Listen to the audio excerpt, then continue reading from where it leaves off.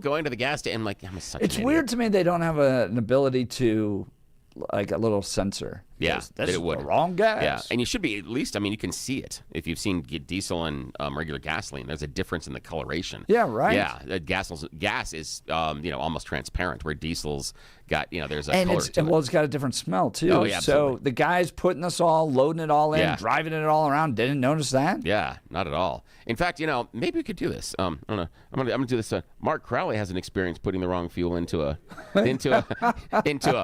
vehicle, and a very important vehicle. Maybe he will regale us with his accidental putting the wrong gas into the vehicle. It's kind of a fun story that he told us this morning. Mr. Crowley, if you want to join us. Yeah, this we morning. can do. Yeah, let's go now. Yeah, why not? Yeah. He's coming on in. Johnston has filed a claim with King Soopers, but said the growing scope of the issue has left her concerned about how quickly claims will be resolved. I think at this point I might be going through my insurance instead of theirs, just because it sounds like it's so widespread. A complete list of the stations has not been fully released. 9 News has reached out to Costco and Murphy Express to get a list of their impacted stations, but we haven't heard back yet. They write, Hope told 9 News that Sinclair has been in communication with the Colorado-Wyoming Petroleum Marketers Association. He said the trade group informed the state that Sinclair is working to mitigate the problem at impacted gas stations. Now that the problem is known, it should be fairly easy to find out where these loads went and get them fixed. 9 News has reached out to Sinclair for comment as of 10 p.m. last night and has not heard anything from them. Come on, Sinclair. I do the little Dino Pay. They seem to work well all the time. So, Mr. Mark Crowley, it seems to have hit a nerve with you. Yes, absolutely. What happened? So back in 2021, remember the All Star game came here. Yeah. And they hired a whole crew of retired police officers to drive the VIP vehicles to take the players and the umpires from the hotel to the restaurant to the ballpark, yada, yada. So on the Sunday before the game, they had a big festival going on at Coors Field, and I was assigned to pick up One Republic from the station, or from this The stadium. band? Yeah, they were entertaining. So I took actually 2 members. I almost killed the dog, but that's a whole different story. But so I picked them up at the stadium, took them to their hotel. But just before this, I had arrived later. They brought me in late, so I didn't get the briefing. And we were driving Suburbans. Have you ever put diesel fuel in a Suburban ever? No, I'm a Suburban owner. It's a sedan, right? I mean, yeah, you're not going to put diesel in that. Wrong again. Diesel So, Suburbans. Yeah, it was, and so I had to go get gas before I went to start this trip. They gave me a credit card. I went to the station at 11th and Broadway. I'll never forget it. And they're nowhere on the vehicle. Nowhere. I'm typically with diesel, it tells you it's got like a little blue on our diesel truck. It's got a blue cap and all that. Nowhere. So I just put gas in it and drove down, picked them up, went to the hotel. But when I got to the hotel, it was running a little rough. Yeah. I'm like, I don't know what the heck is going on here. So I turned it off, but then I turned it back. Barely started. It did not want to start, but it did start. So I take the One Republic guys out to Centennial Airport, limping, because I got on I-25 and I did not think that this beautiful, brand new, with only about 100 miles on it, Chevy Suburban, just limping down I-25 to get him to their airplane. And so I finally called. I said, I got to bring this car back because it's just not running right. Well, it turns out, because there was no markings on it, I put gasoline in it, and it totally destroyed the whole system. Oh, my gosh. Yeah.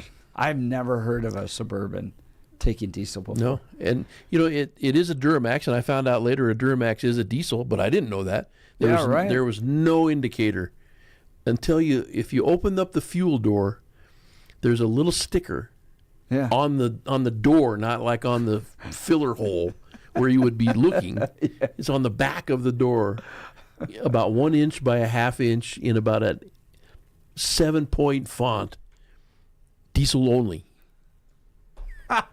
Well, it's a good. I guess it's a good day to be in the mechanic business. Wow, I mean, they're going to end up with cars somebody's from all over. in big trouble. So we got text messages about that. People are wondering, was this somebody that couldn't read English, maybe, or a mini terror attack? This would be quite a sophisticated terror attack. Well, I think it's probably just careless. You know, they just drive up and it's just out of habit. They're not paying attention. They don't look. But this seems to be like a lot of trucks, not just one or two. Something happened at that. Unless they may have at the loading facility. Right. They filled the trucks with the wrong diesel. Yeah. At the fill up point, so none of the drivers knew, because I think the filler device, or the couplings that they use at the stations are different. They fit differently on a gasoline or a diesel input, just like a car has a different filler hole for diesel or gasoline. I mean, to prevent this exact situation, because this affects a lot of cars. Yeah. A lot of them. And it doesn't take long. It does, as I experienced, it doesn't take long for the effects to start. Wow. Because it's not as volatile. It's a different volatility. Did they punish you at all? No. They're insured and all of that sort of thing. But these Suburbans, they're beautiful. Fully decked out, is the nicest Suburban you've ever seen in your life. And it's diesel. They had Detroit, they had Michigan manufacturer plates on them. They brought them all in on the back of a semi, and were brand new off of the assembly line. And I took care of that one. Thank you, Mark Crowley. I appreciate that. All right, folks, let's talk the gun room. If you listen to me for any amount of time, you know I care deeply about freedom, responsibility, and supporting local businesses that have stood the test of time. That's why I want to tell you about the gun room. The gun room has been Denver's oldest firearms dealer since 1982. And when you walk in, you really feel it. Real wood, real craftsmanship, a shop that looks like an actual gun store. Less plastic, more tradition. This is classic Colorado, folks. They buy, sell, consign any and all firearms from antique and vintage to hunting and tactical, and they do something the big box stores never will. They'll work closely with families who've lost a loved one and need help handling a gun collection with care and respect. They'll help you sell it, get the money for it, give you a fair price. Inventory changes daily over there with over 1,000 firearms in stock. So if you're thinking about buying, especially with new restrictive laws coming, you should act now. Support local, support family-owned, support freedom, support a Colorado business. Guys, we all know that gun shop owners are being forced out of the state. It's intentional, and I don't blame them. They're heading to Wyoming, Montana, Texas, where it's easier to own a gun store. So the ones that are sticking around, like Wayne at the Gun Room, they're putting up with all these problems and challenges. We, as freedom-loving Coloradans, can go there and support them. So visit thedenvergunroom.com, denvergunroom.com, or call 303-237-1300, 303-237-1300, denvergunroom.com. That's the Gun Room, a Colorado original. We'll continue with your phone calls and texts. By the way, somebody texting in, what day did it all start? It was Wednesday afternoon through Thursday morning. So if you filled up with gas Wednesday afternoon through Thursday morning, you might be facing this problem. So call in if it happened to you. We'd love to hear the story. 303-696-1971. Text us at 720-819-5115. You're listening to The Jeff and Bill Show. This is Denver's Talk Leader, News Talk 710, KNUS.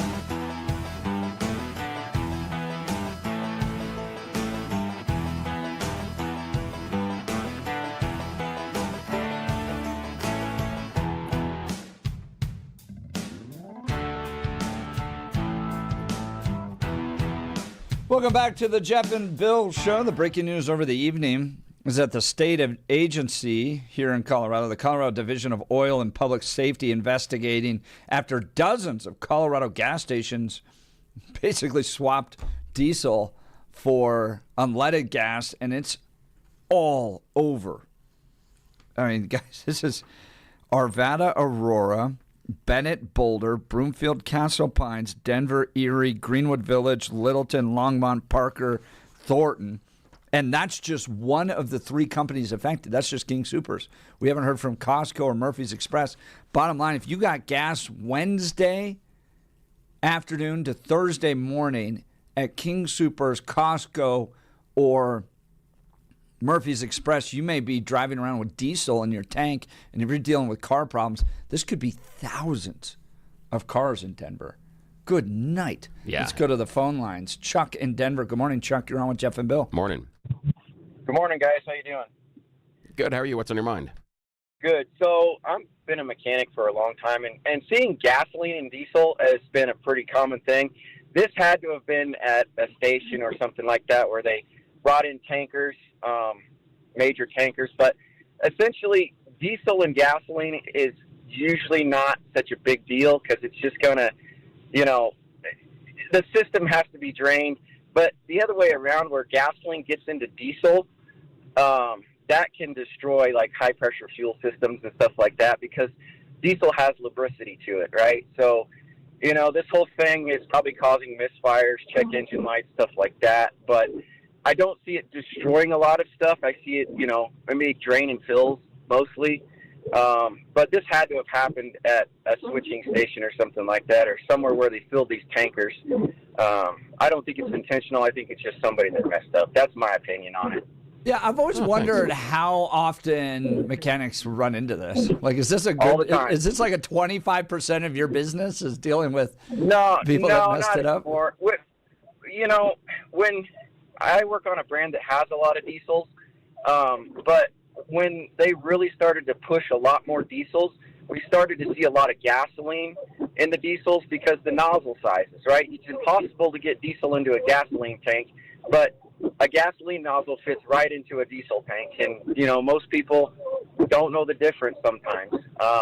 The biggest thing we see now is the diesel exhaust fluid in the diesels, and that will destroy systems. It's highly caustic, highly corrosive. It destroys things. I've seen this little funny TikTok trend where a daughter will call her dad and records it, and she goes, "Dad, TikTok told me that gas stations have special Christmas gas, and it's in the green handle. You put into your car the special Christmas gas." And then you just watch the dad absolutely lose his mind. Oh, yeah, that would be great. Yeah, I can see that. I'd be that guy losing my mind, right? Like it's pretty common thing, but it's not as common as it used to be. Like I said, I think this is just one of those things where it was just somebody messed up somewhere, and I think that they got a bunch of gasoline in some diesel tanks, and that it does happen once in a while. Oh, Chuck, Denver, I love our listeners, man. Yeah, thanks, Chuck. Pros Have a great calling day, in man. to give us some insight. Thank you, Chuck from Denver. His line's open, 303-696-1971. All right, New York Post headline, Renee Nicole Good was Minneapolis Ice Watch warrior who trained to resist feds before shooting.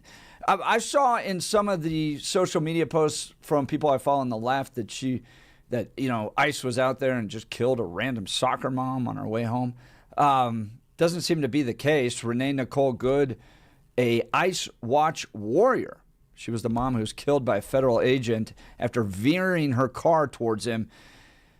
An anti-ICE warrior and was part of a group of activists who worked to document and resist the federal immigration crackdown in Minnesota.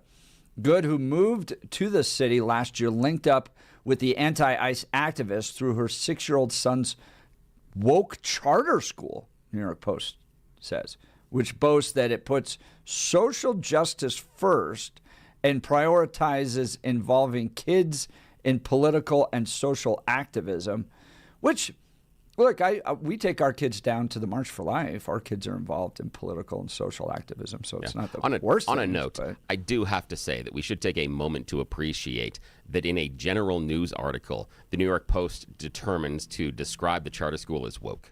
I find that interesting. That would be the same critique I would have if ABC said, MAGA fascist Nazis. Same thing. The idea that you think that's the same? You think the term woke is the same as a fascist Nazi? What I'm saying is this. What I'm saying is they have what I'm pointing out is that in a general reporting article, they have used loaded language in order to describe. There are other ways that you could have described something that would be a more liberal or progressive charter school. Oh, wait, I just did it. That's what I'm saying, is of the terminology they chose, I would have the same critique of anything on the left, and I do at times, where they use the same very loaded language. I just find that strange inside of a news article that they use the term and they use it to describe the charter school as woke. They're obviously taking a position on this. She was a warrior. She died doing what was right. A mother named Lysaea, whose child attends the same school, told the Post at a growing vigil where Good was killed Wednesday. I know she was doing the right thing. I watched the video plenty of times, but I also know in my heart the woman she was. She was doing everything right. Everything.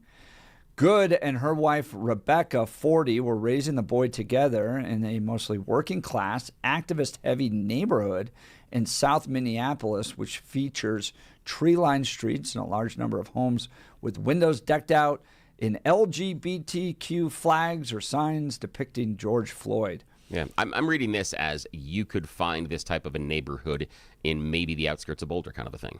That's what I'm hearing. Yeah. This neighborhood. Denver. Is it something that would be there? Oh yeah, there's the something. Transition of Highlands Ranch too. Yeah, and that's the idea. There are certain neighborhoods where you can see that and you would notice that. Yeah.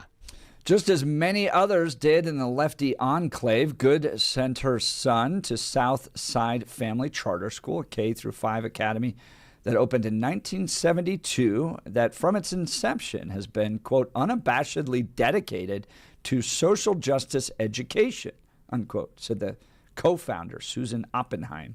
It was through her involvement in the school community that Good became involved in Ice Watch, a loose coalition of activists dedicated to disrupting ICE raids in the sanctuary city. From my understanding, she was involved in social justice. We're a tight-knit community, and a lot of parents are activists, said a former gym teacher from the school who resigned from the school last month. He said current event topics like the killing of George Floyd were regular parts of the curriculum, and that last month students took a field trip where they learned about Aboriginal issues, a reference to the indigenous people in faraway Australia. Coalitions similar to Ice Watch have cropped up all over the country, with activists using phone apps, whistles, and car horns to warn neighborhoods when ICE shows up. We've seen that here in Colorado as well. Ice Watch and adjacent groups can also turn confrontational, with numerous instances of activists ramming agents with their cars in the past. Renee Good was trained against these ICE agents. What to do, what not to do. It's a very thorough training. To listen to commands, to know your rights, to whistle when you see an ICE agent. She added, the group started out as a very loose confederation of anti-ICE activists, but has recently aligned itself with a more radical organization, including Twin Cities Ungovernables. Ice Watch recently shared an Instagram post of the groups that encouraged agitators to bring items to help them barricade the streets around where the shooting took place, even urging people to bring things to burn, such as dried up Christmas trees. This call for aggressive and even violent resistance comes as ICE agents have faced an unprecedented spike in car attacks, surging by some 3,200% over the last year. I guess in reading this and seeing, the protests in Portland, for instance, I'm kind of intrigued as to why Denver doesn't have these protests as much. Yeah, they have interrupted some operations, but I think ICE is running operations. Yeah, and we don't see those. Maybe we're not as liberal as we think. Maybe we aren't as close to Portland or something else. And I know that also Renee Good's mom has disputed the characterization that her daughter was a super lib activist, saying that, her experience with her was, described her more as a Christian, not necessarily saying conservative, but didn't describe her as being this person who wakes up in the morning and is trying to figure out, how can I be the social justice warrior, until she goes to bed at night. That it wasn't on her list of things to do every day, disrupt ICE operations. That was the characterization in the interview from Renee's mother. And if it is the idea, if she is a member of ICE Watch, then I think that would, in my mind, call into question a bit more the behavior of the ICE officers in that case, because according to what the story said in the New York Post, that the ICE Watch members are trained as far as what they can and can't do. And then she would necessarily know at what point, in theory, the ICE officer may or may not be able to tell her to get out of the car and detain her, because there are some questions as far as, can someone that is enforcing immigration law detain an American citizen based on a possible criminal violation? That's not something they are empowered to do by law. There are some things they can restrain, and they can detain people in certain circumstances, but what are those circumstances? So that's kind of a question, which would also, in my mind, explain why Renee, while she had parked her car in front of the ICE vehicle, was also waving other vehicles around and letting other vehicles pass by, including one that appears to be a law enforcement vehicle at the time, because it parks on the other side of her later on, and then people get out and seem to be law enforcement. So there's some questions here, that if she was this person that was trained, I understand the idea is, that she was this violent agitator, but maybe the idea is, if she was trained, she would know where where that line is that she can and can't cross. But I would disagree with them idea. Well, there's a few things going on here. One is this effort to characterize her as innocent. So, for instance, I came across this tweet yesterday. It was retweeted by a lot. It's got 354,000 impressions. The government labeled a scared and confused soccer mom as a domestic terrorist. Was she a domestic terrorist? That seems to be a bit of a reach in my mind. But the idea, too, that she was just a scared, confused, I'm just coming home after dropping my kids off at school. Whoa, what's going on? That's a complete erroneous description of her role and responsibility, including an audio we played yesterday. Here's a witness right after the shooting took place. They clearly wanted her out of there because she was the main car leading the protest, is my understanding. I talked to another guy who was driving behind her, but she was very successful in blocking traffic. She was doing what she was set out to do, and so they wanted to get her the hell out of there. Yeah. So it looked like she was impeding ICE vehicles. Definitely, yeah. Okay. That was her goal. That was her goal. Her goal was to impede ICE vehicles. Now, just doing that, I don't know. Domestic terrorist is a strong word there, but and I don't think she should necessarily be shot just because you impede a federal vehicle. But at the same time, you shouldn't be impeding federal vehicles. That itself is a crime. So, I mean, isn't it? Shouldn't it be? If you're impeding lawful federal vehicles carrying out legal orders, shouldn't that be a crime? What level of crime? Wasn't she? But what level of crime I think would be important, and the reason I ask that is, do we say it's a felony? Do we say it's a misdemeanor? And the reason why I say that would be necessarily important in the conversation, because if it's a misdemeanor, then it calls into question why you would have to come over to the vehicle, get her out, possibly place her in custody. When if it's a misdemeanor and you have license plate, vehicle description, then you probably could find out where she lives and deliver the ticket later. That's happened on a number of other misdemeanors. But it seems like if you do it once, right, like, I'm not even sure I want to say that as a misdemeanor. Because in this case, Renee Nicole Good was constantly trying to interrupt. Well, I mean, again, so we have, she's we like have that pulling, one report, but there's she's a pulling longer out over and over and over again, trying to block. At Well, that point, that seems more than a misdemeanor. But there's another longer explanation from that witness that describes it a little bit differently. That it's not necessarily as aggressive or omnipresent as that clip shows, and it's the same person. And so but even then, if their goal was to get her out of there, then you don't block her car from leaving and try to arrest her. You let her leave. You give her the opportunity, and you let her go. That's the issue. Is eventually when they get to the point, and when they Why? wait, if but they're the- ongoing in their interruption of federal activities, why would you let them leave? Well, if they leave, are they continuing to disrupt the federal activities? But I get the sense that she was ongoing, that she wasn't just like, But- well, but I hit my is on- quota today. I'm I know, on my but- way home. But is ongoing mean that she was doing it during the activities in the morning, or is ongoing over the course of weeks and months? And I would think that if it is over the course of weeks and months, if that is the determination, then there are other legal things that you can do. That this person is showing up all the time and is a repeated nuisance. Then there probably is some issues. But again, Probably? No, hang on. No, But- there is. But hang on a sec. But we don't know that she is. We know that it could be on that day repeatedly. This witness, because here's the idea. Did this witness, this person, when they say that she was repeatedly doing it, did this person view all the ICE actions? So was this person there 2 weeks ago, 3 weeks ago, a month ago? What do they mean by this constant interruption? Is it during that morning's actions, or is it over a course of longer period of time? That's a question here based on interpretation. I don't think it matters. I mean, to me, the idea that you would go out and interrupt federal law enforcement, like there's a whole level of Darwin's Awards for just being a dope and losing your life.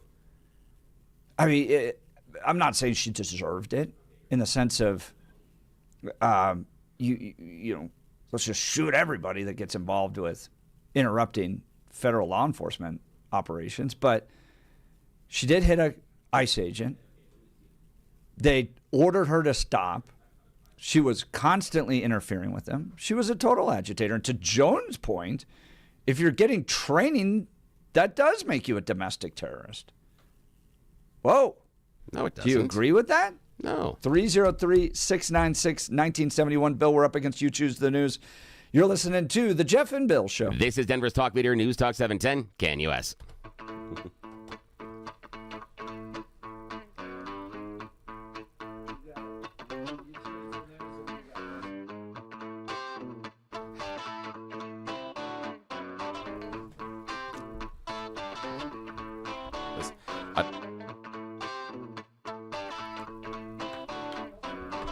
Yeah. Yeah.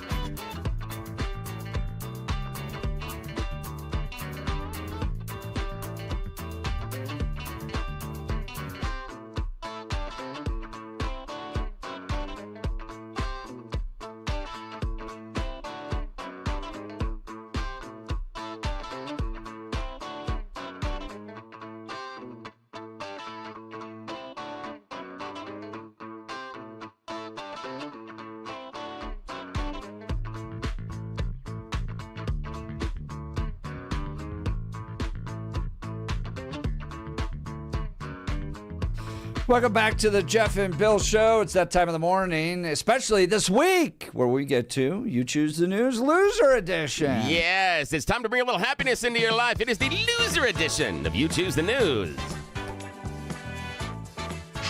Man, you are one pathetic loser. Let's go. Loser! You're a loser! The Losers Club. Bunch of losers. You're such a loser. You made me feel like a loser! She's a loser. You are such a loser. Loser. Yes, these are the stories that Jeff and Blake did not pick earlier this week. They are back for a second shot at glory. You know how this is. Silly stories, dumb headlines, nobody pays attention. Shh, it's a secret. Here we go. Gentlemen, Blake Olson in the news department, Jeff in the studio. Your headlines, number 1. Artificial refill. Headline number 2. Auction hits highest tide. Headline number 3. Political windfall. And headline number 4, tricky description. Mr. Hunt. Artificial refill. Artificial refill. Here we find ourselves in the state of Utah. Now, Utah wants to be technology forward. They want to make sure they're using every single possible bit of technology out there. That's why they are now going to let artificial intelligence refill your prescriptions. What could go wrong? Because artificial intelligence is always right. Never hallucinations or anything else. Never telling people the wrong even stuff. spell strawberry? Yeah, the number of things that are just... Yeah, so they're working with something called Doctronic. It's an AI doctor, they're saying, for free early on. Then it's going to charge you money to book a virtual appointment. Eventually, you want to use virtual doctors, but right now they're testing it by seeing if it can even prescribe medicine to you. Hey, you go first. Look, it's probably still better than the pharmacist in It's a Wonderful Life. Yes, probably. That's true. Nice reference there. Absolutely. All right, Blake, your choice, sir. Auction hits its highest tide, political windfall, or tricky description? Political windfall. Yes, political windfall. Someone was able to make hundreds of thousands of dollars off a well-timed bet as Venezuelan President Nicolas Maduro's political future. Yes, they bet a bunch of money on Polymarket, a prediction platform that bet $30,000 that Maduro would be out of office by the end of January. Well, the prize netted them over $430,000.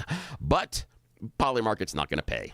They've decided that because they don't know who the bidder is and some other things involved in politics, they are suspending the bid right now. And there are some lawmakers that are talking about trying to make it illegal to bet on Polymarket for political issues, because some people may know that, when the bombs are dropping and when we're going to go grab Maduro, so you can make that, like the insider trading thing. Yeah, all of a sudden everyone goes Nancy to Congress. Pelosi. Yeah, everyone goes to Congress and becomes a trading genius. Same thing. So that's what they're looking at. But I thought it was interesting. Polymarket's decided right now not to pay out the money.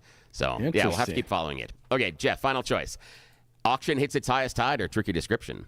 Auction. The auction hits its highest tide in Tokyo recently at Tokyo's Tosoyo Fish Market. They kicked off the new year with a record sale of bluefin tuna. Yes, the tuna went for more than $3 million. Oh, come on. Yeah, the winning bid came from the Kimura Corporation, owner of the popular sushi chain Sushi Zanma. They, a couple of years ago, paid several $1 million for bluefin tuna at the time, a historic price, and the owner said, I'm not doing this again. Well, he was overtaken by the exuberance of the new year and the season, and he spent $3 million on a bluefin tuna. The tuna was available for Kimura sushi restaurants immediately after it was auctioned around town in Tokyo. I know some yeah. bumblebee What a tuna we could sell. I know. What does $3 million tuna taste like? I have no Chicken idea. of the sea.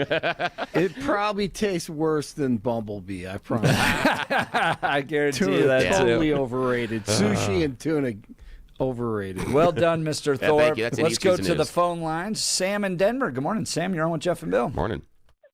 Good morning. I just want to, I don't know if anybody else has done this. I haven't listened to your show yesterday, but compare and contrast this to the shooting of Ashley Babbitt and Joe how from they Arvada treated talked the a little. shooter. Yeah. Walk us through it. Joe from Arvada did a little bit yesterday, but yeah, let's give it your perspective.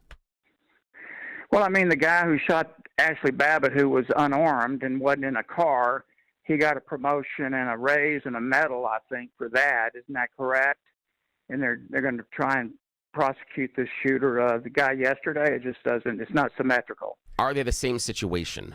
What was going on in and around Ashley Babbitt the same as what was going on in and around that ICE enforcement in Minnesota?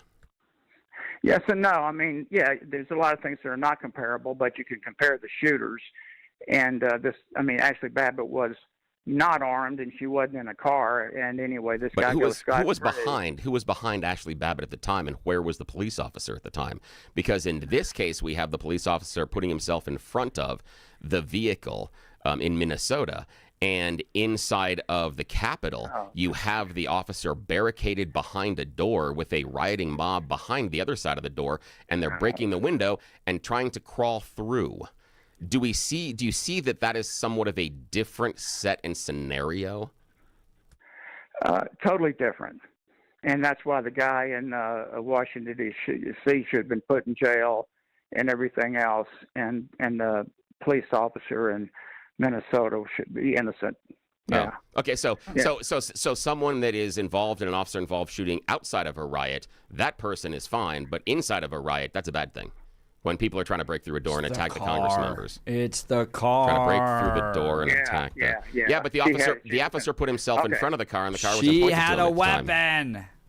All right, Sam, Denver, I appreciate it. Thanks so much. Text messages hot this morning, 0773. It was Nancy Pelosi that placed that bet on Maduro being captured. That's brilliant. All right. That is brilliant.